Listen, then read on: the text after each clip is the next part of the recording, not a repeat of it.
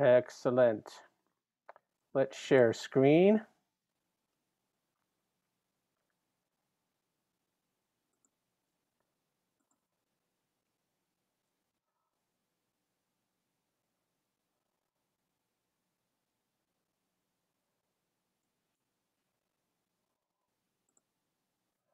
Okay.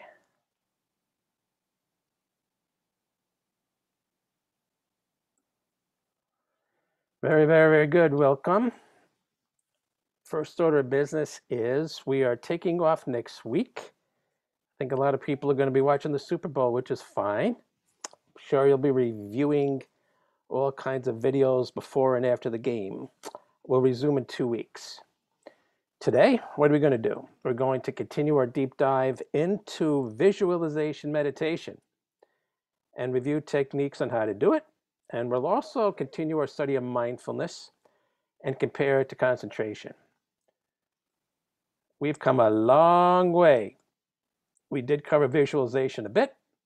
Now we're going to take a deep dive, and we have some nice segments coming up. I want to stress that visualization meditation is probably one of the most potent and applicable forms of meditation we've covered so far. And that's why I'm taking a deep dive on it, because it can be applied to all parts of your life. Rabbi Kaplan mentioned it as helping in a relationship between a man and a woman, and we're going to expand on that. Okay, so let's start. As a review, what did Rabbi Kaplan say? He talked about meditation enhancing pleasure and connection in the sense that you focus on your partner and that you need to be able to keep extraneous thoughts out of your mind, be here and now, be sensory aware. So a lot of the skills that we've been discussing in meditation, he's discussing employing in a relationship with your husband or wife. Good. Then he took it a step deeper. He also said that meditation can be used when a couple wants to conceive a child and actually influence the characteristics of that child, which you can imagine is very advanced. And at some point, maybe we can discuss what that is all about. He then took it a step further. And as an example of this, he mentioned that Yaakov Avinu, Jacob, actually used a form of meditation to alter the genetic makeup of offspring of livestock in this deal he made with Laban. Okay, so Rabbi Kaplan is steering us in a direction in which extreme powers are being used in visualization to affect the physical environment. And in the case he's talking about with a couple trying to conceive, he's talking about affecting their genetics. In the case of the arrangement with Laban and the meditation that Yaakov did, he's talking about genetic engineering external to himself, affecting the genes as something external to himself. At least with the man and woman, you're talking about affecting the genes inside them. With Yaakov, he's talking about affecting the genes external to him in his livestock. Advanced stuff. But one thing that we're going to take from that today is the investment of all your energy that you have at your command into the meditation. That's going to be a very important thing. Okay.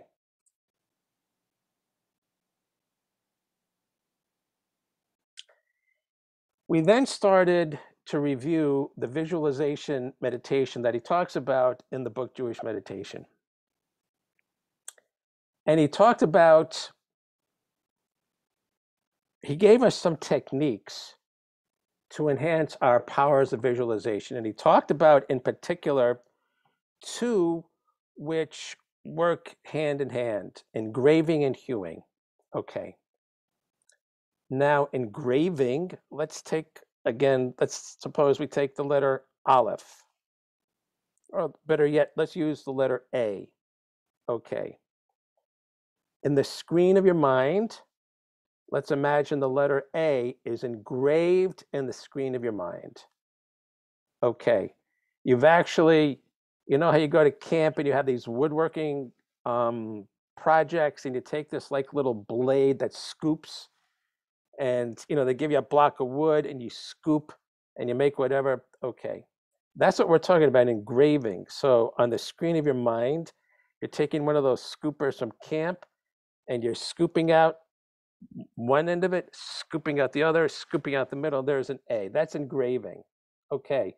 And that says to your mind there's a sense of permanence there. Okay. The second thing he's talking about is hewing. Okay, what about all the other stuff around the A? You're scraping it away. You're chopping it away. So if certain things come to your mind, like pizza pies, you move the pizza pie away, you chop it away. Anything that comes to mind that would distract you from that A, you chop it away, or you wash it away, or you paint it away, whatever artistic talent you want to employ, you're getting rid of that. Okay. And the process of engraving that A on the screen of your mind and the process of hewing away other stuff that pops up leaves you with an A and only an A to focus on. Okay. Okay. So now the goal is to be able to keep seeing that A, which takes practice. Because as you know, in our meditation, like we do at the end of class, what happens? You're focusing on the breath coming in and out, going in and out of your nose, and then you get distracted. And up, go back to the breath. Up, then you get distracted, go back to the breath. In this case, we have an A, up, getting distracted, go back to the A, up, go back to the A, up, go back to the A. Even if it's 100 times, that's the meditation. Okay. Okay. Okay. So he has gotten us started, Rabbi Kaplan has gotten us started in understanding techniques for meditating, for visualizing. We're going to continue these techniques and expand on them. And we're going to fill in some of the background so you understand what your mind and body are doing when you're visualizing. So the first thing I want to emphasize is that, as I said last week, the terms visualizing, imagining, fantasizing, we're all talking about the same thing. And the reason why we're all talking about the same thing is because in all three of those modes, we're employing our body, our mind, our emotions, our energy. It's a full court press. Just as an example, you could think of a picture that's provocative or evocative, whatever would stimulate you. Okay, with your mind, you're seeing it, and your body's reacting. Whatever it is that you think will get you interested, the body reacts to what the mind is doing. Okay, and similarly, the mind will react to what the body's doing. So you can, for example, let's suppose you're really agitated and you've got all these things floating around in your mind and you're really nervous. You focus on your breath, and your body is calming itself by focusing on the breath, and the mind is following that, and the mind is relaxing, and there's less agitation, there's less stuff dumping into your mind because your mind is following what the body is doing. So there's like a connection between the two, and they work symbiotically. Okay, so that's an example of how body and mind are deployed together. Okay. You can do many things. I'm sure you can come up with 100 different examples yourself of the body following the mind and the mind following the body. Another example would be you're maybe a little bit nervous or agitated and you listen to some calming music, or the meditation or the mantra that we listened to a few weeks ago. So your body is hearing it and your mind is slowing down and your mind is relaxing because of what you're doing with your body. Okay, lots of stuff like that.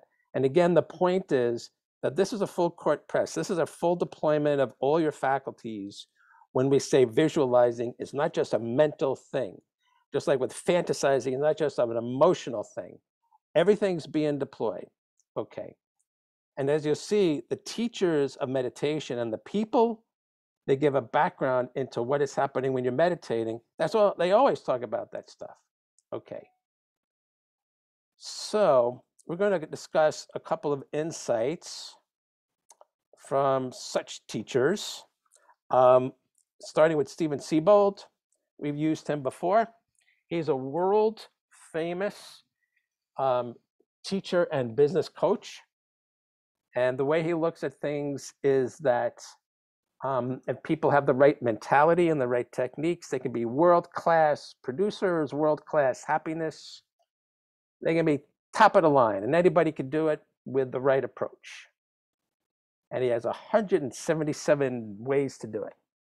And it's a great book. It is this book. Okay. One of his teachings is called The Great Ones Are Products of Their Own Imagination. So let's see what he says about that. This is what he says. We are right here. He says, first he quotes an author named Robert Collier. I wonder if that's Collier's encyclopedia. We'll have to find out. And this quote says, the great successful men of the world have used their imaginations. They think ahead and create their mental picture and then go to work materializing that picture in all its details, filling in here, adding a little there, altering this a bit, but steadily building, steadily building. Well, and then he continued, then this is Stephen Siebold elaborating on that quote. While average performers think of imagination as child's play, the world class relies on it as a mental preview of things to come. Before champions make a move, they have lived out the scenario through imagination. The great ones know imagination is the first step in the design of the perfect house or the perfect life. Through this powerful faculty, they can preview their futures.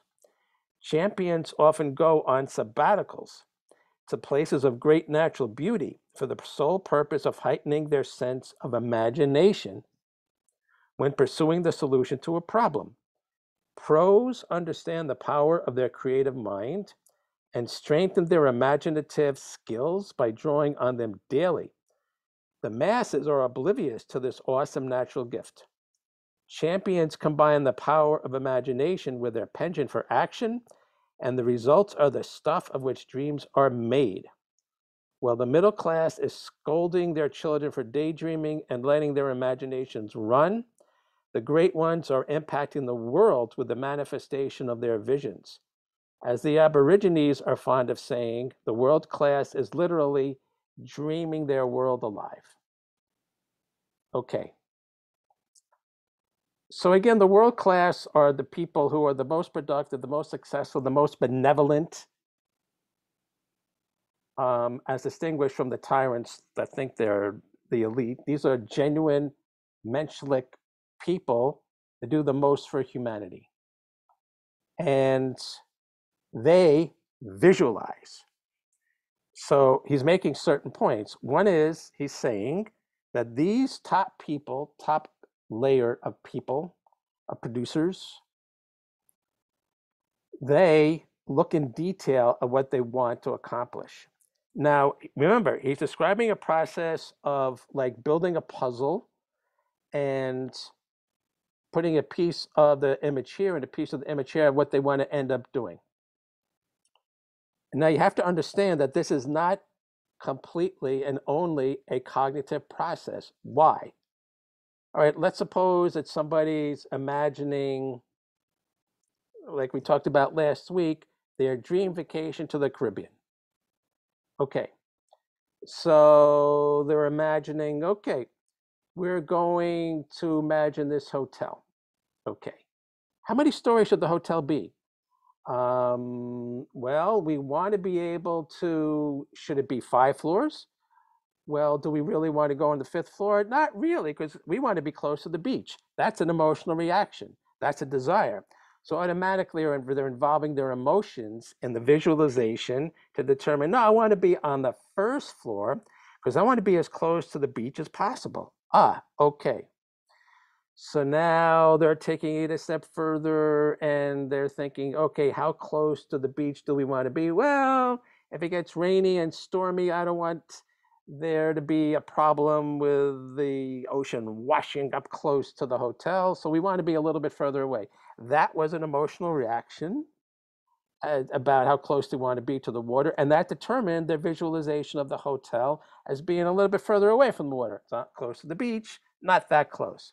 So you see, they're going through a process of suggesting something and then seeing what their reaction is to it and making an adjustment in the vision. That's a really good example about how the mind is working with the body. Again, the body being the seat of the emotions in order to come up with a real good idea of what this place should look like. They want to take in which they want to take their dream vacation. Okay, that's what they do.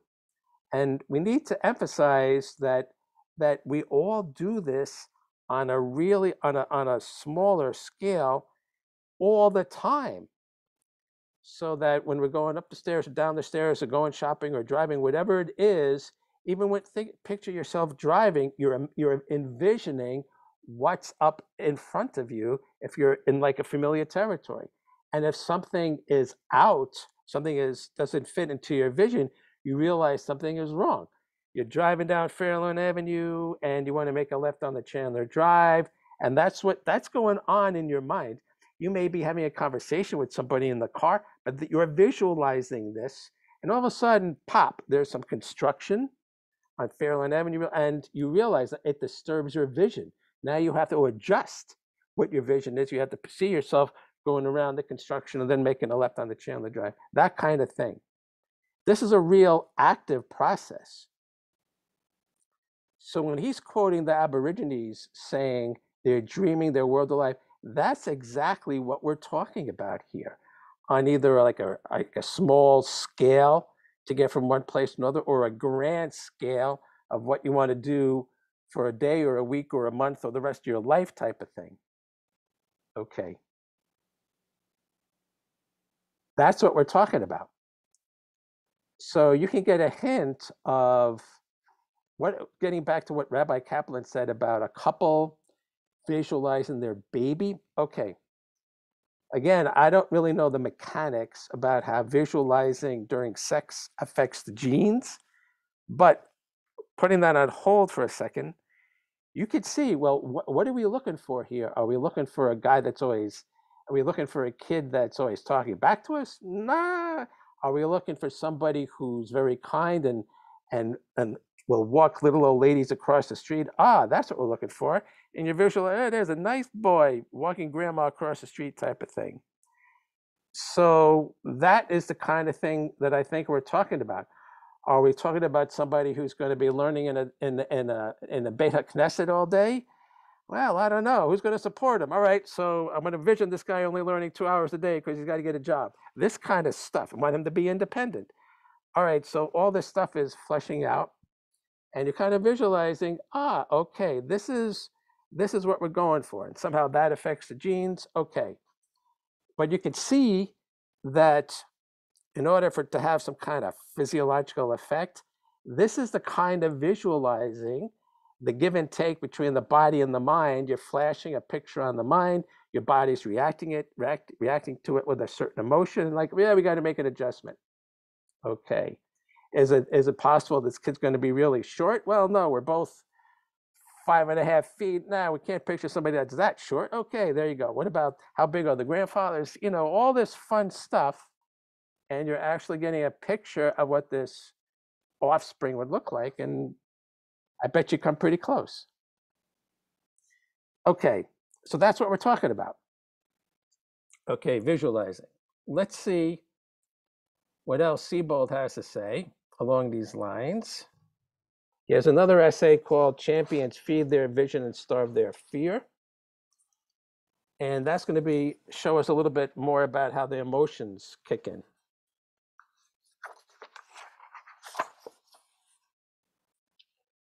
Okay. He quotes Ayn Rand, one of my favorites, who says, "The world you desire can be won. It exists. It is real. It is possible. It is yours." Okay. What does Siebold say? All great philosophers seem to agree that human beings become what they think about most of the time. You become what you think about most of the time.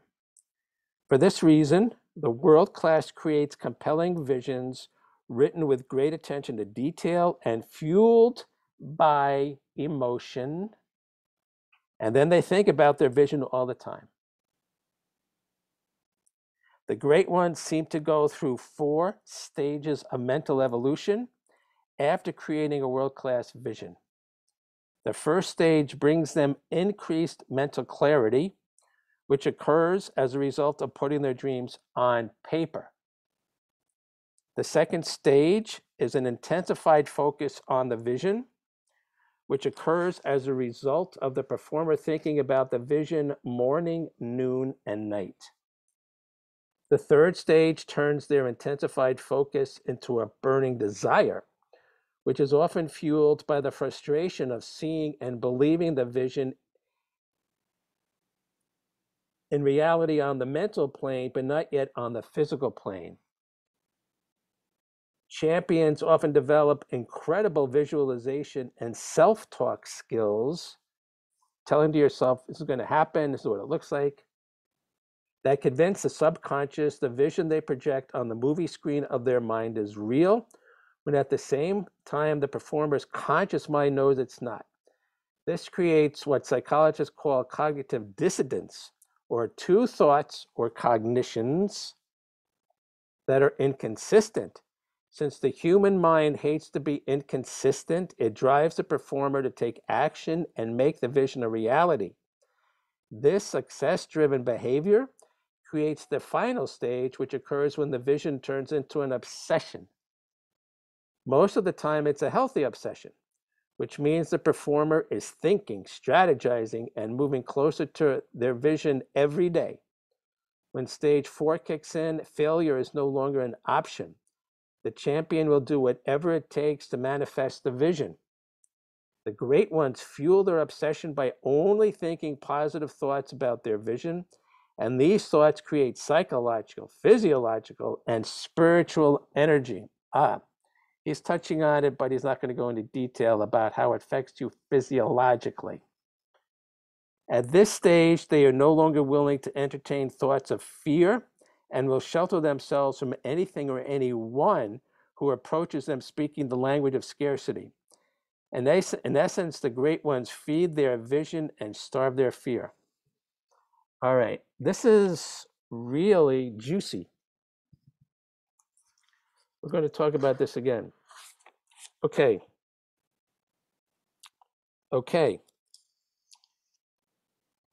Point number 1. A vision with detail fueled by emotion, meaning that it's not much of a visualization if you're not juiced about it. Okay. If it doesn't pump you up, it's not an image worth pursuing. So automatically he's talking about there needs to be a symbiotic joint effort between body and mind. Again, body being the seat of emotions. I want that, or I want to do this.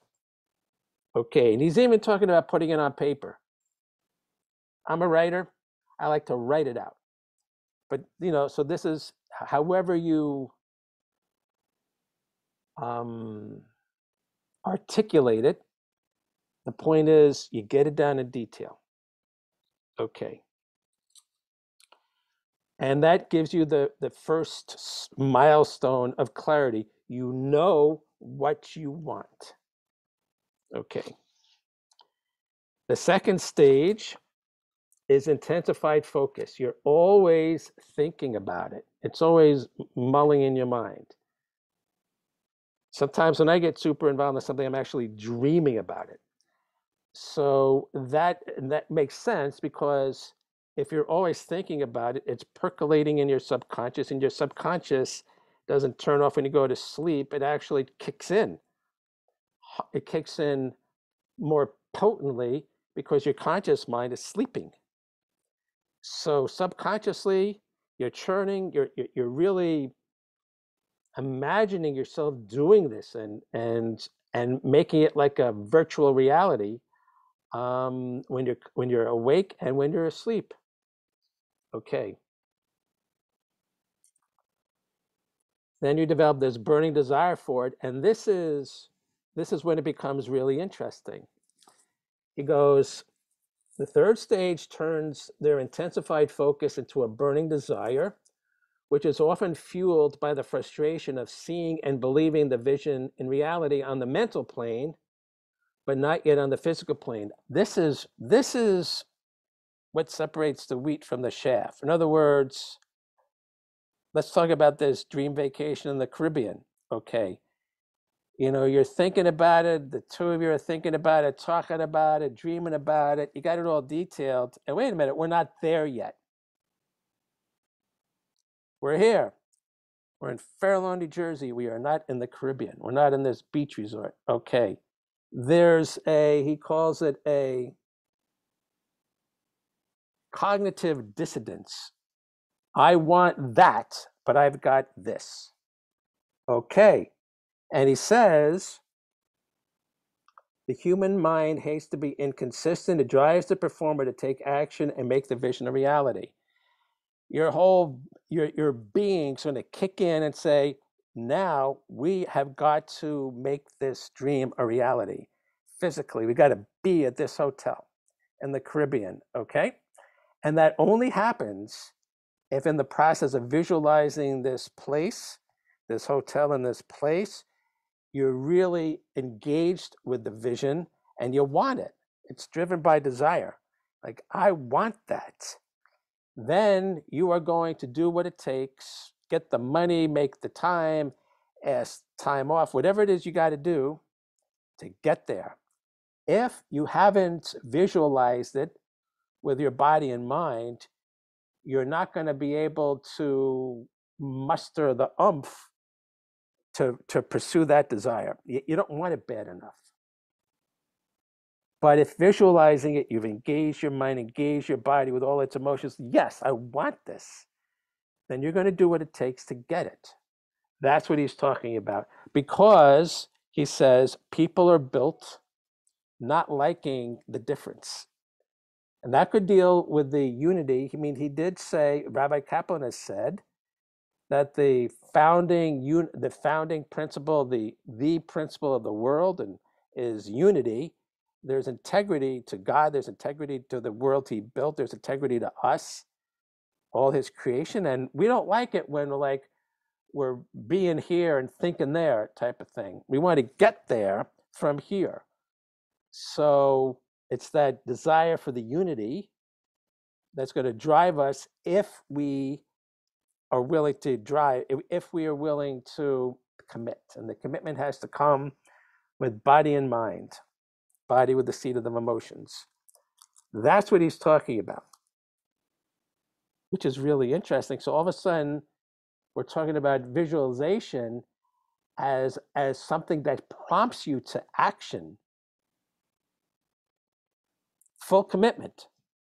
Okay, and then he's, and failure is no option. Okay. And then he says, here's a real interesting thing. The great ones fuel their obsession by only thinking positive thoughts about their vision, and these thoughts create psychological, physiological, spiritual energy. Okay. That's like really key. Why is it key? All right, I want to get to that hotel in the Caribbean, but it's probably going to be a hurricane. No, You can't like, but the food's going to stink. If you start making it a downer, you're going to deflate yourself, and you're not going to keep the energy that's going to be necessary to pursue the vision, hook, line, and sinker.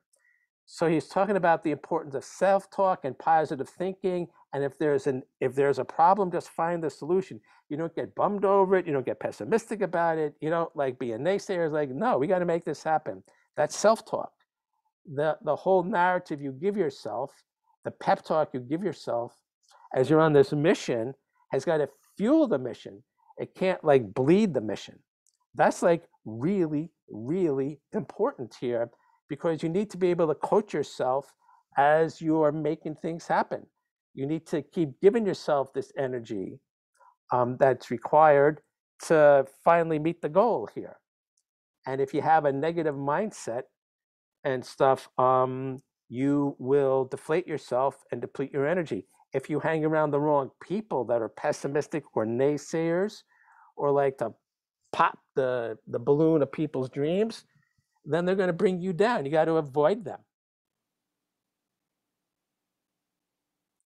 So all of a sudden, we're seeing the importance of self-talk and visualization to keep the visualization burning. And we're actually talking about the social ramifications of visualizing, because you don't want people to pop your bubble. And you can see how a lot of parents would do that. A lot of parents are, you know, our family never amounts to anything, and don't dream so big, kid, because you're just going to end up working on the factory like your old man. You can think of all this stuff you read about. That's what parents do a lot of times. And the kid has to overcome that in order to fulfill his dream. Isn't that interesting? Okay. Okay.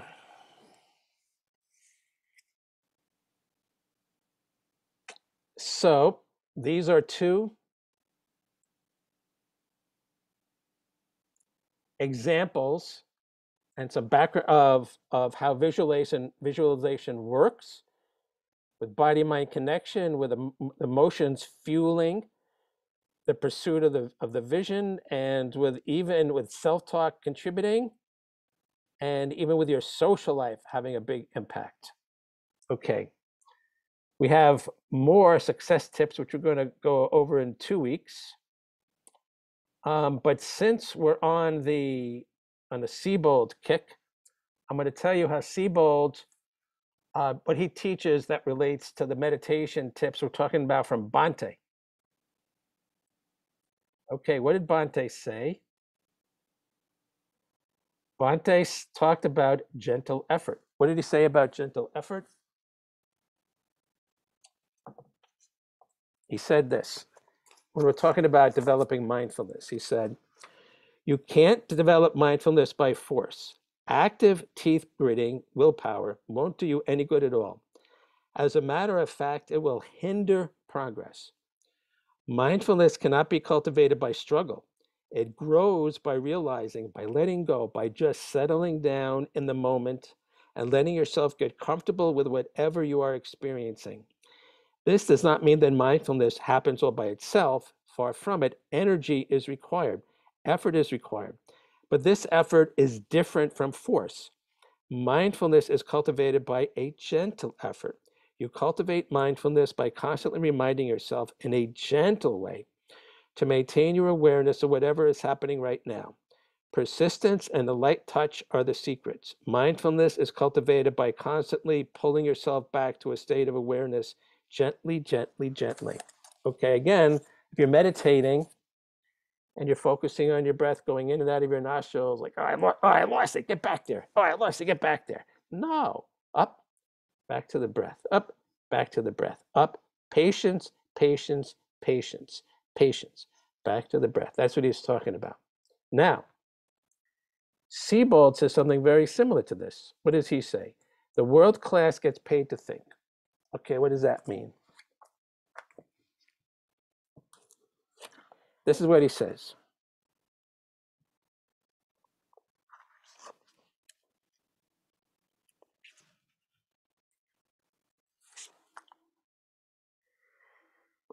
Today, the highest paying position in business is the professional thinker, and the world class knows it.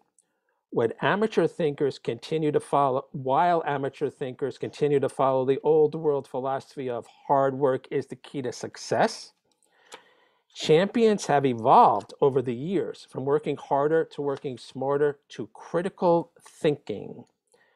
The age of the mind has caused confusion among the masses because of its nonlinear nature. Creative thought flourishes in a mental climate of peace, quiet, and harmony, and cannot be coaxed or coerced. Any attempt to force it produces congestion and stifles the neurological network. Same thing. So he's talking about, you can't just sit here and say, all right, let's have a brainstorm right now. I got to think of a brainstorm. Okay. I'm going to think of the secret to this. I'm going to think of the fix. We all understand something that just comes to us. We have to calm the mind. We have to be gentle. We have to let it pop up. That's what he's talking about. So if you want to develop mindfulness, you got to be gentle. If you want to have brainstorms or be a creative thinker, you got to be gentle. Okay. And here's something he says, which is mind-blowing, but he doesn't elaborate. He says, the secret to world-class thinking is circulation, and the key to circulation is letting go. Why is that important? What do we say when we meditate? We say, sit structured. You're not stiff, you're relaxed but structured. And do a mental check and find those points of tension in your body and mentally relax them. Why? Because your body's like a hose, and the water has to flow through the hose, and the points of tension are kinks in the hose. So he's actually aware of the importance of a relaxed body and mind to promote circulation, and the circulation, as he's suggesting, in the circulation, you're going to get the solution to your problem. That's really interesting. Okay, so again, Siebold is echoing what Bhante is saying, which is a gentle, relaxed approach will enhance your mindfulness, give you strong mindfulness ability, and it will also enhance your creative thinking. Just let it, just the efforts involved in creating a mental environment for creativity to take place, relaxed, soft approach, patient, and boom, you've got the key to world peace. Okay. So if you want world peace, meditate.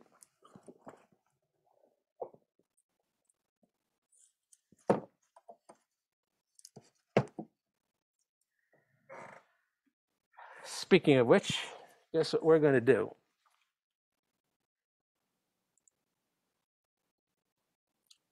Margaret?